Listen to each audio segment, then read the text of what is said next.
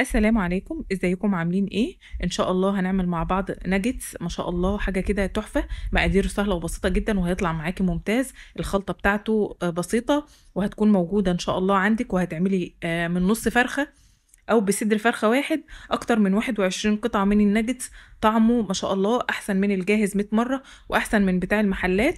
وكمان الناجتس بتاعنا مش شارب زيت، كريسبي. طعمه مظبوط، التوابل بتاعته ما شاء الله حاجة كده تحفة. القلب بتاعه ما شاء الله مستوي. القرمشة بتاعته زي ما انتم سامعين كده حاجة كده ما اقولكيش. هيعجبك جدا، مقاديره بسيطة. تابع معايا الفيديو للآخر علشان تعرفي كل التفاصيل اللي انت ممكن تحتاجيها. معايا صدر من الفرخة حوالي كده بالميزان، لو هنعمله بالجرامات 300 جرام. لو انت حابة تزودي عن كده ممكن تعملي نص كيلو، وممكن تعملي كيلو من صدور الفراخ او البانيه. اهم حاجه اغسلي الفراخ بتاعك كويس، ونقعيها كويس في محلول نقع، وبعدين سيبها تتصفى. معايا حوالي كده حبتين من البطاطس متوسطين، برضك لو بالميزان هيكونوا 200 جرام.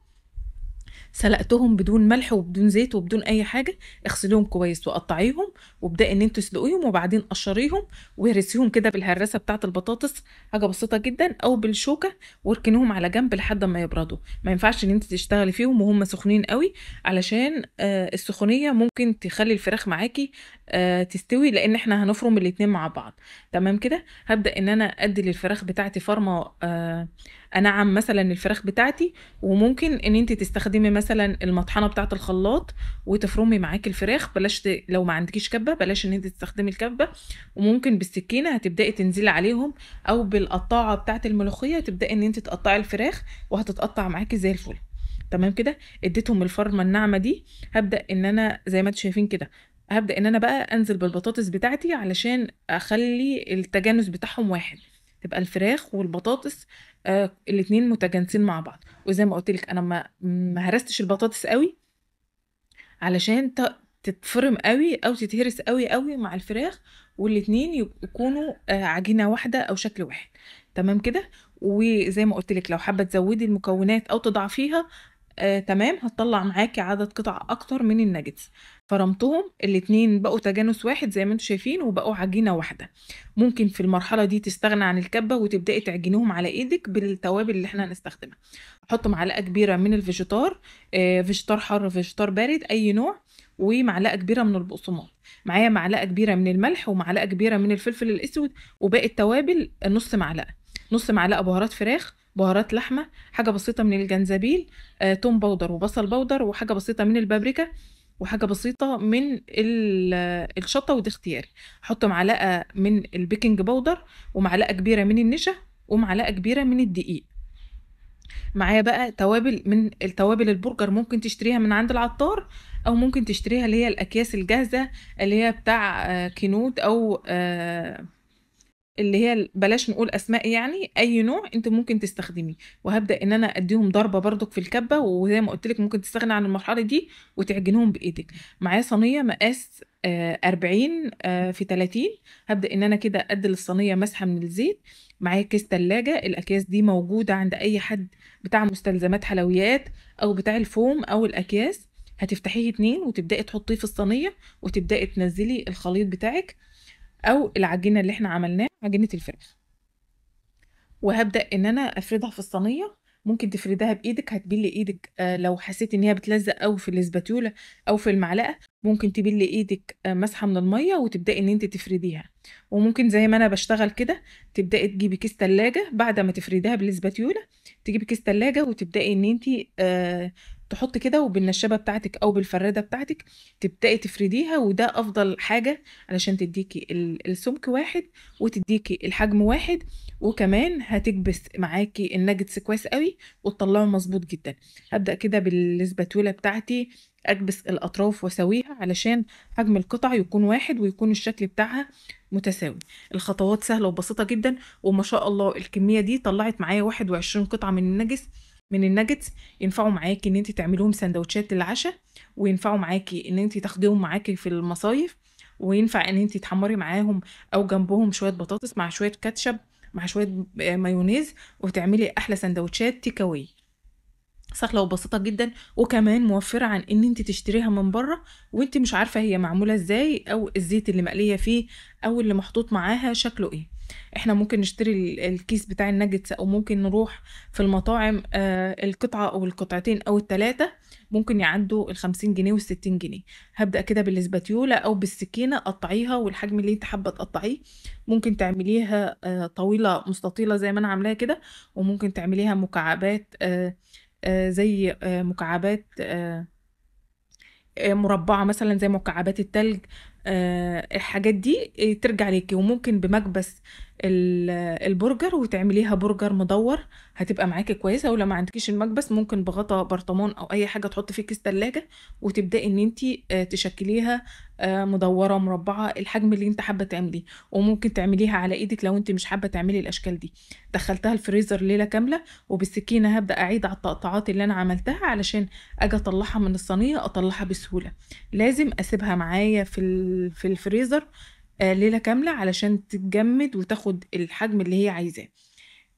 المقادير بالجرام وبالكوبايه ان شاء الله هسيبها لك في صندوق الوصف. لو انت مش عارفه صندوق الوصف، في عنوان الفيديو هتلاقي جنبه كلمه المزيد، هتضغط عليها هتنزلك تلقائي لصندوق الوصف.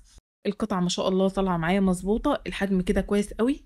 حابه ان انت ترفعي عن كده تمام، بس ما يكونش فيها سمك من جوه ومش هتكون حلوه معاكي. فده الحجم المظبوط ليها. طلعت معايا بكل سهوله جدا من الكيس، والكيس مش لازق في الصينيه علشان احنا ماسحين الصينيه بمسحه من الزيت. هبدا ان انا بقى اعمل الكفر اللي انا هغطي بيه الناجتس بتاعي. معايا نص كوبايه من الدقيق، احط عليها حاجه بسيطه كده، ربع معلقه من البيكنج باودر، وربع معلقه من التوم البودر، وزيها فلفل اسود، وزيها بصل بودر، والملح بتاعنا علشان نظبط برضو الغطا اللي احنا هنغطي بيه الناجتس بتاعنا. وهبدأ ان انا اقلب المكونات كويس قوي قوي في بعضها، بحيث الملح والفلفل الاسود وكل حاجة تتجانس كويس قوي قوي مع الدقيق. وابدا ان انا انزل بالميه بتاعتي. نزلت بكوبايه من الميه. حابه ان انت تزودي الكفر وتزوديه عن كده تمام، مفيش مشكله. حابه ان انت تعملي الكميه دي، الكميه اللي انا عملتها دي كفت معايا ال21 قطعه من الناجتس، وكانت مظبوطه معايا وما شاء الله حلوه قوي. القوام هيكون مش خفيف قوي ولا تقيل قوي، وهيكون معاكي حسب النظر او حسب ما انت شايفاه. تمام كده. معايا بقى الكريسبي اللي انا هستخدمه، ده موجود عند اي عطار، بتشتريه بنص كيلو او بالكيلو او بربع كيلو. اديته ضربة في الكبة بتاعتي علشان انعمه شوية، لان هو بيبقى شوية مجروش زي ما انت شايفة كده. هتقولي لي في منه بارد وفي منه حر، هقولك لا، هو طعم واحد بس اللي هو بيكون مش حراق. ممكن تستخدمي اللي هو بتاع الشركات، بس بيبقى حر قوي وبيبقى ناعم، فمش هيديكي الكريسبي اللي انت شايفاه ده. هبدأ كده ان انا انزل قطعة قطعة من الناجتس في في الكفر الاولاني اللي هو الدقيق، وبعدين انزلها في الكريسبي بتاعنا زي ما انت شايفة كده. استخدمت كمية قد ايه من الكريسبي؟ استخدمت نص كيلو. ممكن تزودي عن كده وممكن تقللي، بس النص كيلو كفاني وما فاضش مني، وكان كويس قوي على قد ال21 قطعة اللي انا عملته. لو انت حابه ان انت تصغري عدد القطع هتفرد معاكي اكتر واكتر. لو انت حابه تعمليهم قد ما انا عامله كده هتبقى معاكي 21 قطعه ما شاء الله. كانت تحفه، طعمها كان ممتاز جدا، القوام بتاعها كان حلو قوي، البهارات بتاعها مظبوطه جدا، ما فيهاش بهارات كتير، ما فيهاش توابل كتير، كانت مظبوطه. دخلتهم الفريزر؟ لا، ما دخلتهمش الفريزر، هقلي معاكم على طول كميه، وباقي الكميه هرصها في اطباق كيس تلاجة، وهبدأ ان انا ارص القطع واغلفها بستريتش راب وادخلها الفريزر لوقت ما انا عايزة احتاجها. معايا زيت غزير في الطاسة بتاعتي، وهبدأ ان انا انزل القطع بتاعتي. النار في البداية هتكون عالية، وبعد كده هتوطيها. هتاخد مني قد ايه على النار؟ هتاخد مني 10 دقايق وهتكون ممتازة قوي. حابة تقرمشيها قوي ده يرجع لك انتي، هتسيبيها كمان وقت اطول على النار لمدة مثلا ربع ساعة على نار متوسطة علشان الفراخ من جوه تستوي وتكون مظبوطة. القطع ما شاء الله مظبوطة جدا، القرمشة بتاعتها اللهم بارك. الوصفة سهلة جدا، هتطلع معاكي ممتازة. زي ما قلت لك ممكن تحمري جنبها طبق بطاطس، طبق من الكاتشب، وطبق من المايونيز، وطبق سلطة، وتقدري بقى تعملي احلى وجبات تيك اواي هتطلع معاكي حلوة قوي. ممكن تعملي كمية، ممكن تشتري كيلو من البانيه وتعملي كمية تاخديها معاكي المصايف في الوقت اللي احنا موجودين فيه ده، هتفرق معاكي كمان. في الوقت ده انا لسه ما دخلتهاش الفريزر، هدخلها الفريزر بقى واغطيه بستريتش راب كويس قوي، وادخله الفريزر لوقت الاستخدام او وقت الاستعمال.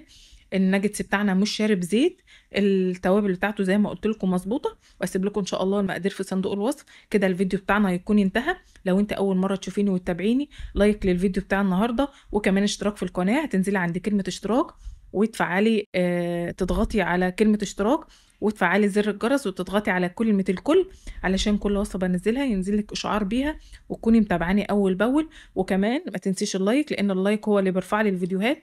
وكمان كومنتات. مشاهده ممتعه للفيديو. دمتم سالمين، والسلام عليكم.